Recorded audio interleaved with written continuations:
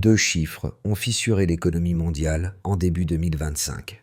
300 milliards de dollars de tarifs, 100 milliards d'exportations africaines annoncées à l'horizon proche. Sur les graphiques, cela ressemble à une variation parmi d'autres. Mais dans les ports, dans les usines, ce glissement redistribue silencieusement le pouvoir de produire et de décider. Que signifie vraiment ce choc pour celles et ceux qui, comme Ibrahim Traoré, voient dans chaque chaîne de montage rallumée un acte de souveraineté et un nouveau contrat social? Dans ce brouillard de chiffres et de conteneurs, une bascule discrète pourrait déjà redéfinir l'équilibre du siècle. Cette enquête fait une promesse précise: montrer comment une guerre commerciale conçue à Washington et à Pékin a ouvert, presque malgré elle, une fenêtre de souveraineté productive pour l'Afrique. Il ne s'agit pas de raconter un miracle économique, mais de suivre pas à pas comment des tarifs douaniers massifs, combinés à des chaînes d'approvisionnement fragilisées, ont déplacé des navires, des contrats et des emplois vers des ports longtemps considérés comme périphériques. Pour le lecteur, l'enjeu est clair: comprendre comment ces décisions lointaines se traduisent en salaire, en usines rallumées, en marges locales qui ne fuient plus immédiatement vers l'extérieur. C'est aussi une façon de mesurer, derrière chaque milliard annoncé, qui contrôle la cadence, la technologie et la part de valeur ajoutée qui reste sur le continent. Nous verrons comment, autour d'Ibrahim Traoré et du corridor AES, des coentreprises, des centrales hybrides et des zones industrielles transforment une crise globale en pouvoir de négociation durable, et pourquoi la manière de compter cette croissance décidera de ceux qui la posséderont vraiment. Ce que peu d'analystes avaient anticipé, c'est la vitesse à laquelle les lignes logistiques mondiales allaient nous céder. En moins de 30 jours, 3 décennies de chaînes d'approvisionnement ont basculé, créant un vide que personne ne contrôlait vraiment. Et ce que presque tous ont sous-estimé, c'est la manière dont l'Afrique s'y est engouffrée, transformant un effondrement partiel en point d'entrée stratégique, soutenu par des exportations non pétrolières, passées de 72 à 94 milliards en un an. Ce mini-révélateur n'est pas simplement un épisode spectaculaire, mais la clé de lecture d'un renversement plus profond. Lorsque les tarifs américains ont été pérennisés en début 2025, les entreprises occidentales se sont retrouvées piégées. Coûts logistiques en hausse, navires redirigés, goulot d'étranglement à Shanghai et Singapour, assurance grimpant de 22%. Dans ce chaos globalisé, le continent africain a cessé d'être un maillon périphérique pour devenir un ancrage alternatif. Les ports d'Abidjan et de Tema ont vu arriver des cargaisons autrefois destinées à l'Asie. Les filatures de coton de Bobo-Dioulasso ont rallumé leurs machines. Des raffineries d'or burkinabé ont repris leur cycle complet avant l'exportation. Mais la donnée la plus déterminante n'était pas industrielle, elle était politique. Pour la première fois depuis des décennies, un groupe d'États, Ghana, Burkina Faso, Niger, Mali, s'est coordonné autour d'un corridor commun, s'accordant sur la transparence des audits, la participation publique majoritaire et la rotation du leadership.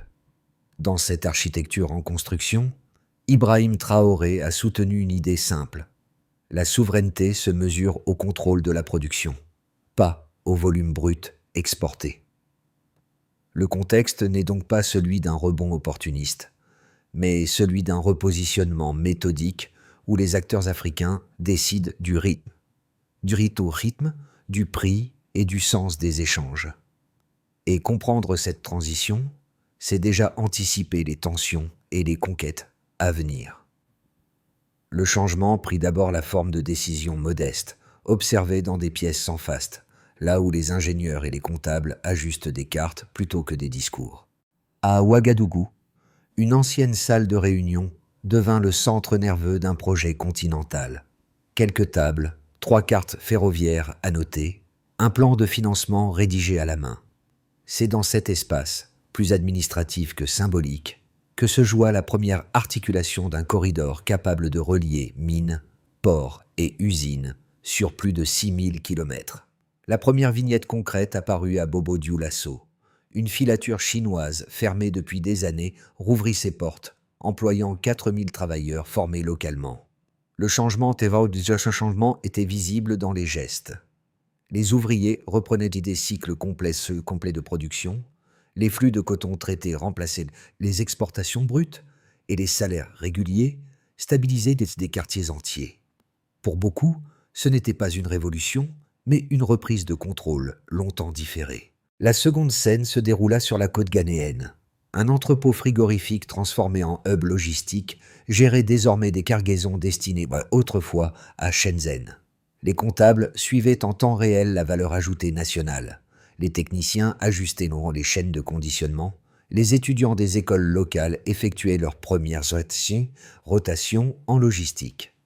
Chaque maillon consolidé dessinait un écosystème capable de résister aux variations externes.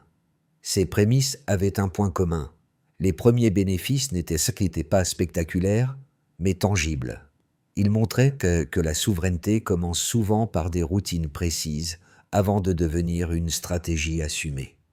Avant 2025, le découplage sino-américain produisait surtout des mises en garde théoriques. Après le basculement tarifaire, il devint un accélérateur brutal, entraînant en quelques semaines une recomposition que les modèles n'avaient pas anticipée. Les flux maritimes se tendirent, les assurances plus coûteuses ralentirent la rotation des conteneurs, et les usines asiatiques virent leur carnet d'exportation se contracter. Ce qui relevait jusqu'alors de scénarios de tension devint un enchaînement réel, précis et mesurable. L'activation commença dans les salles de crise des entreprises occidentales. Privées de composants essentiels, elles se cherchèrent des alternatives plus proches, plus stables, moins exposées aux rivalités de blocs.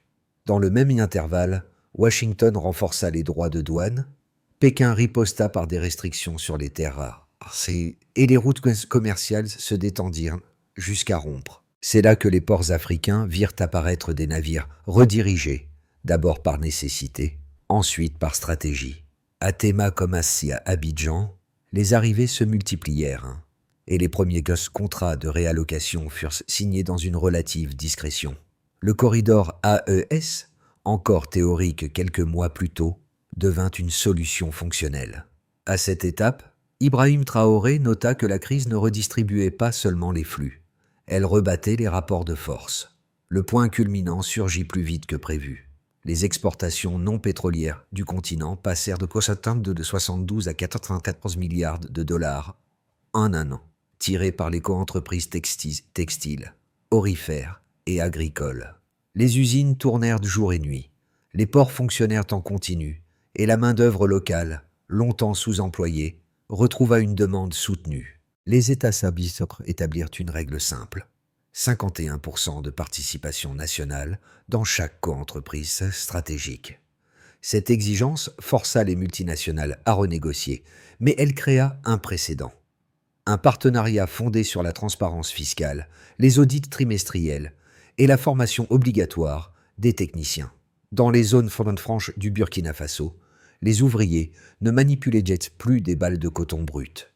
Ils supervisaient des lignes de production complètes, exportant des produits finis plutôt que des ressources inertes. Le climat industriel changea, et les observateurs baptisèrent ce moment le pivot silencieux. La phase de répercussion s'inscrivit dans la durée. Certaines entreprises étrangères protestèrent, d'autres adoptèrent rapidement les nouvelles règles. Les États du Sahel consolidèrent leur coordination, plaçant l'énergie, la logistique et la transformation locale au cœur des priorités communes. Dans les rues de Ouagadougou, les travailleurs parlaient désormais d'exportation et de marge locale plutôt que d'aide internationale. La ville, autrefois irrégulière dans son alimentation électrique, retrouva une stabilité visible. Des quartiers s'allumaient en continu, signe d'une production moins dépendante des fluctuations extérieures. Les partenaires internationaux comprirent que la région n'était plus un simple ajustement aux cycles mondiaux, mais un tiers acteur capable d'infléchir les dynamiques globales. Chaque réorganisation industrielle, chaque rotation de cargo, chaque contrat transparent renforçait un message. L'Afrique n'attendait plus que les autres se stabilisent pour exister. La progression la plus lisible commence par une base simple. En 2024, les exportations non pétrolières africaines atteignaient 72 milliards de dollars, un plafond qui semblait difficile à dépasser.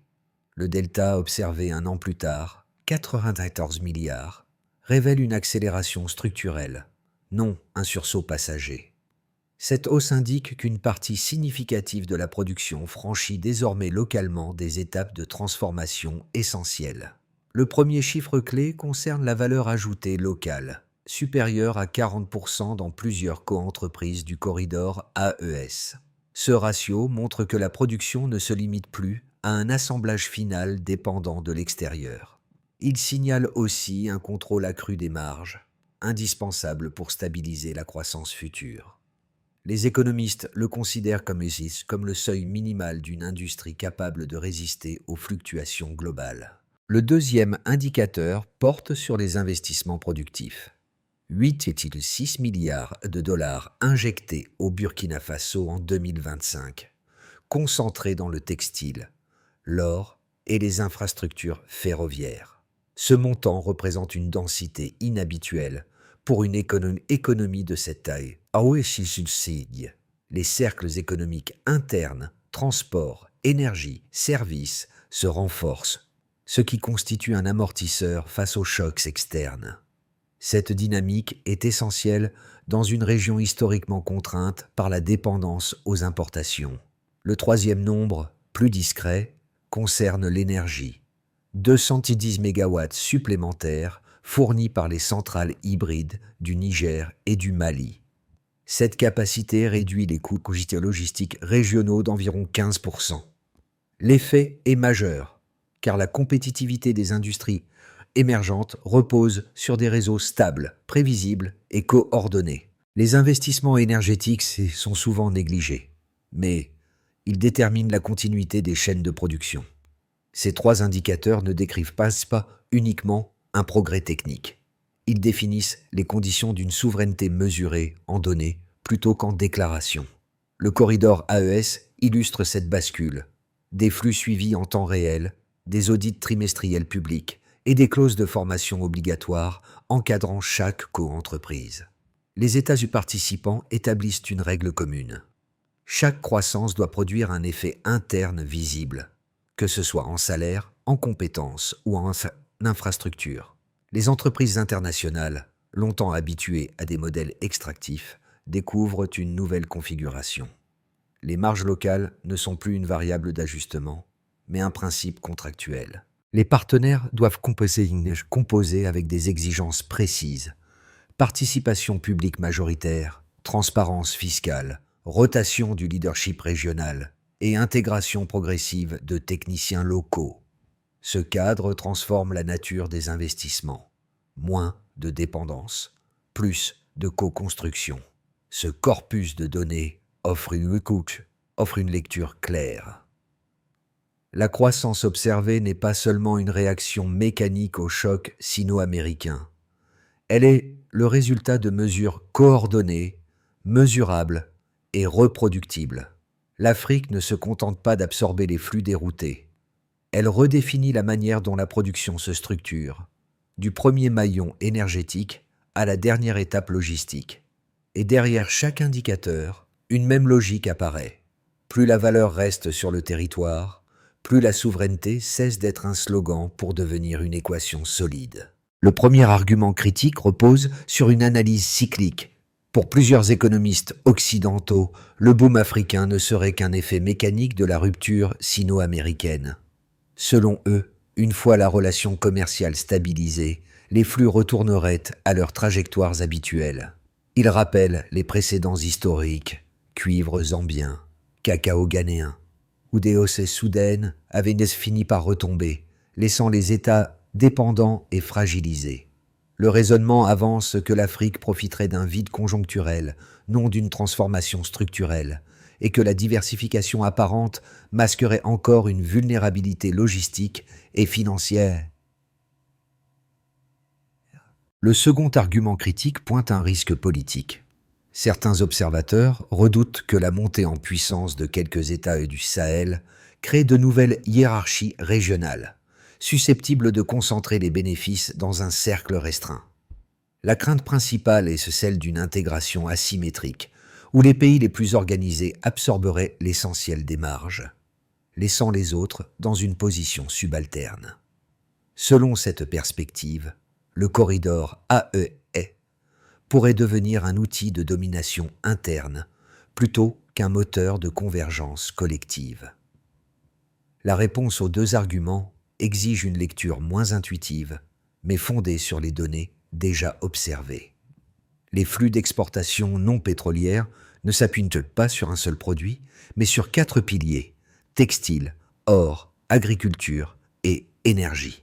Cette diversité limite le risque de retomber dans un cycle unique. Les clauses contractuelles introduites depuis 1905.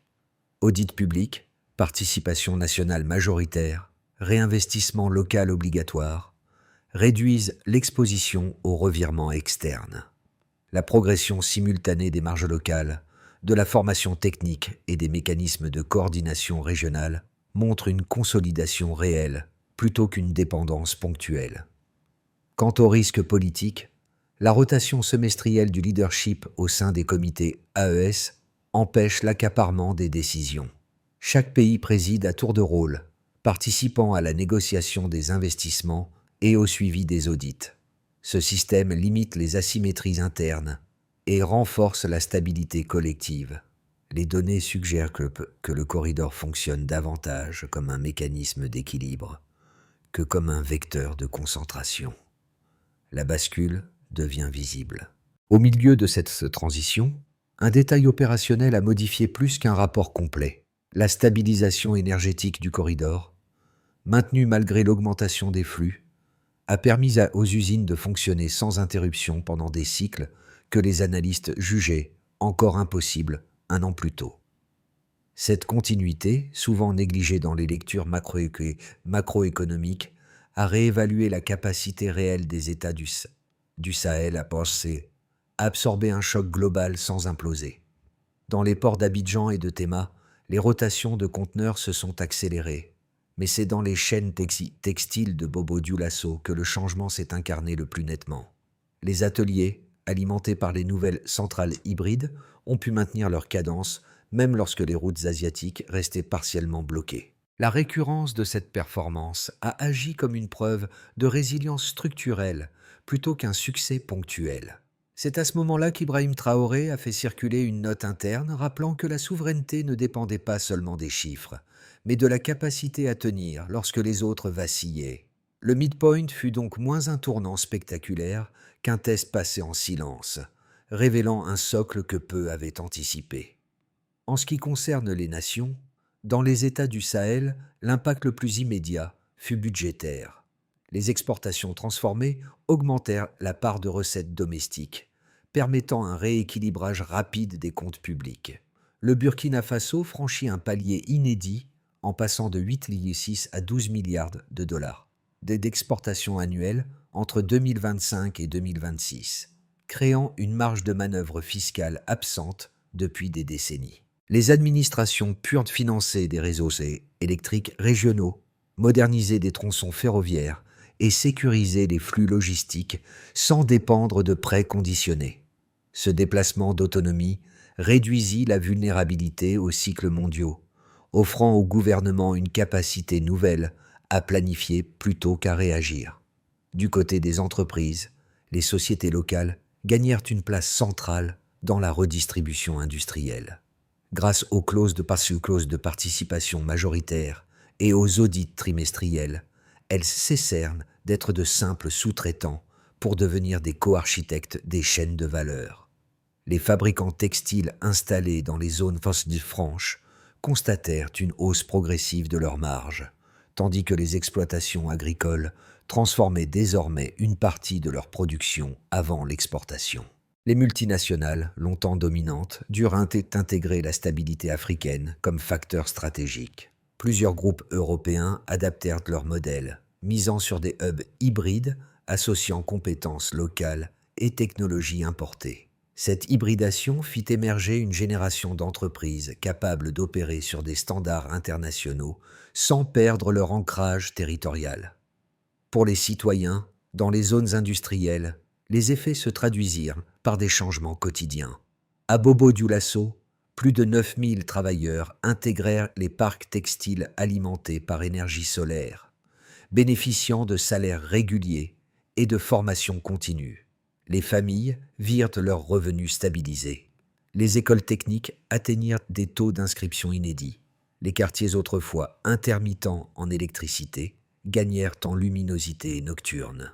Les jeunes, longtemps attirés par les concours d'aide internationale, se tournèrent vers la logistique, la comptabilité d'exportation et la maintenance industrielle.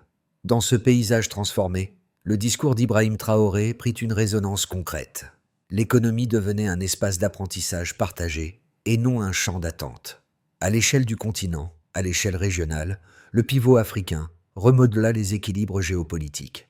Les États-Unis lancèrent une législation dédiée aux manufacturiers africains, tandis que la Chine convertit certaines lignes de dette en participation industrielle, révélant que le continent n'était plus une variable d'ajustement, mais un acteur indispensable.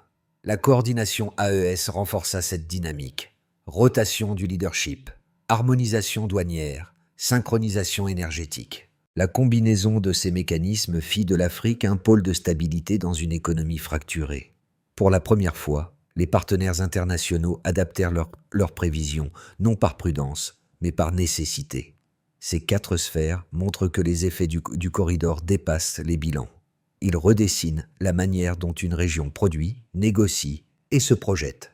Dans le scénario de base, l'évolution la plus probable prolonge la dynamique actuelle sans accélération spectaculaire. Les exportations africaines franchiraient la zone des 110 milliards de dollars d'ici 2027, soutenues par la continuité énergétique, la stabilité des hubs logistiques et la montée en compétences progressive des techniciens. Les marges locales resteraient supérieures au seuil des 40%, assurant un socle solide, mais encore dépendant du maintien de la demande internationale. Les États du Sahel poursuivraient la consolidation de leur réseau ferroviaire et de leur micro-réseau hybride, sans rupture majeure.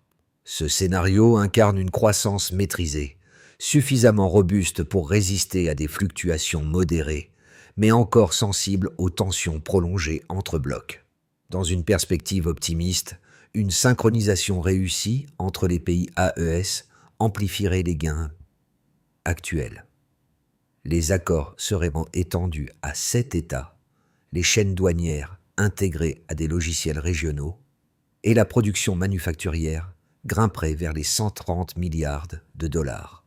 Les co-entreprises adopteraient dans des technologies africaines, pompes solaires, systèmes de suivi logistique, outils de traçabilité textile, réduisant davantage la dépendance externe. Les ships diplômés resteraient davantage sur le continent, alimentant un vivier de compétences qui soutiendrait la montée en gamme.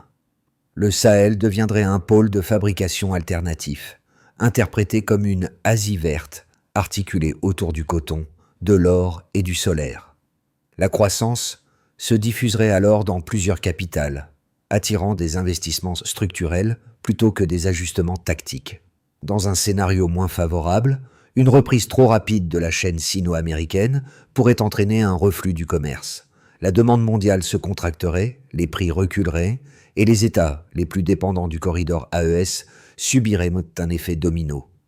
Les budgets se tendraient, des licenciements apparaîtraient dans les zones franches, et certains investisseurs tenteraient de réallouer leurs capitaux vers l'Asie. Le risque principal n'est pas l'arrêt de la production, mais la fragilisation de la logique de souveraineté qui sous-tend les progrès récents.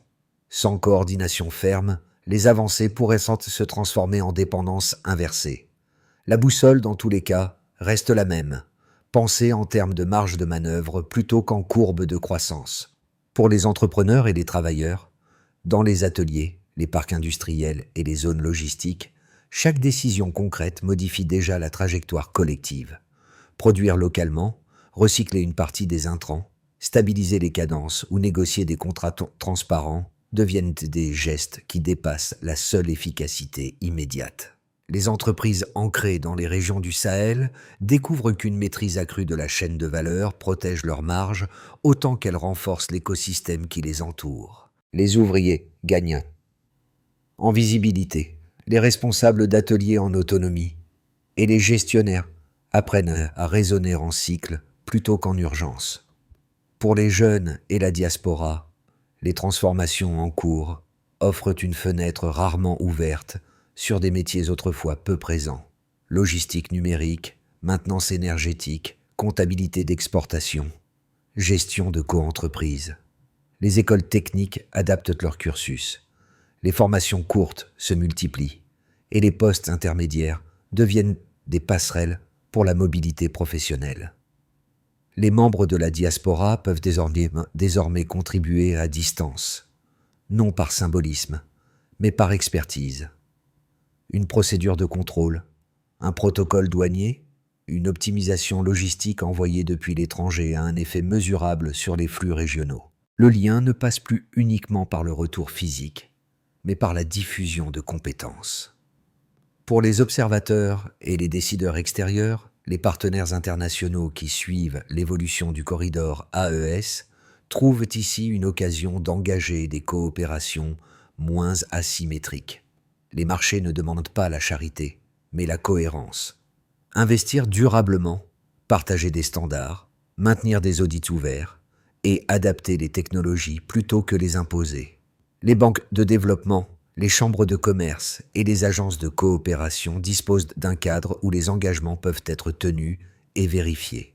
Cette approche, fondée sur des règles partagées, consolide la stabilité régionale autant qu'elle crée de nouveaux points d'équilibre pour tous les participants. Ces trois angles montrent que chacun peut contribuer à son échelle à une dynamique dont les effets dépassent largement les bilans macroéconomiques. Pour commencer, il s'agit de cartographier les capacités réelles. Chaque État membre de l'AES doit publier un inventaire précis des infrastructures disponibles, capacités ferroviaires, nœuds logistiques, besoins énergétiques, équipements industriels réutilisables. L'objectif, c'est d'obtenir une vision exacte du potentiel productif, condition indispensable pour éviter les duplications et organiser les investissements sur la base de données vérifiables. Ensuite, il est nécessaire de créer des centres de formation binationaux. Les compétences techniques doivent croître aussi vite que les flux. 2 pays au minimum cofinancent chaque centre, spécialisé dans la logistique numérique, la maintenance énergétique ou la gestion d'exportation. Cette structure renforce la circulation régionale des compétences et sécurise la relève indispensable aux futures coentreprises. Une autre étape consiste à imposer une clause de réinvestissement local de 15%.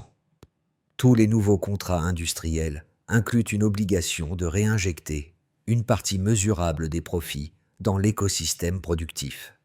Les audits trimestriels, rendus publics, garantissent que les engagements ne restent pas théoriques.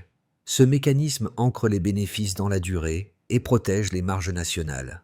Il faut aussi relier la production à une autonomie énergétique renforcée. Les micro-réseaux hybrides financés par les revenus miniers doivent réduire de 20% les coûts logistiques dans les 2 prochaines années. Ils stabilisent les ateliers, sécurisent les cadences et renforcent l'attractivité des hubs régionaux. Les investissements énergétiques forment le socle de toute planification industrielle. Enfin, il devient essentiel de mesurer autrement afin de mieux planifier. Les États suivent non seulement les volumes produits, mais aussi les salaires, les taux d'emploi, la scolarisation technique et les marges locales. Cette méthodologie, rappelée par Ibrahim Traoré, transforme la croissance en outil de gouvernance. Les politiques deviennent évaluables, les trajectoires réajustables et les investissements comparables. Dans la même salle où tout avait commencé, la lumière filtrait encore sur la table en bois que les ingénieurs avaient utilisée pour tracer les premiers itinéraires du corridor. Les cartes ferroviaires se gardaient leurs annotations au crayon, comme si chaque ligne représentait un effort patient plutôt qu'un geste spectaculaire. Les techniciens, les agriculteurs et les comptables suivaient désormais en temps réel les flux qui traversaient le Sahel. donnant chair à des projections qui n'avaient longtemps existé qu'en marge des rapports internationaux. L'atmosphère n'était pas celle d'une victoire bruyante, mais d'une continuité assumée, édifiée pas à pas, les ports réorganisés, les ateliers stabilisés et les réseaux énergétiques renforcés formaient un paysage cohérent où l'idée de souveraineté cessait d'être théorique. Cette cohérence retrouvée rappelait que les transformations profondes ne surgissent pas d'élan exceptionnel, mais de constance. Au centre de cette scène, Ibrahim Traoré souligna que le travail collectif demeurait le véritable moteur du corridor. Il insista sur l'importance des routines tenues, des audits rendus publics et des formations répétées, autant de gestes qui rendaient possible une stabilité encore fragile, mais réelle. Le futur se construit dans les actes tenus. Les transformations vécues au Sahel ne s'adressent pas seulement au gouvernement ou aux entreprises. Elles proposent un langage différent pour comprendre la prospérité, un langage où la cohérence compte autant que les chiffres. Les ports réorganisés, les ateliers stabilisés et les réseaux énergétiques consolidés montrent qu'un modèle alternatif peut émerger sans chercher à rivaliser avec les grandes puissances, mais en assumant ses propres logiques.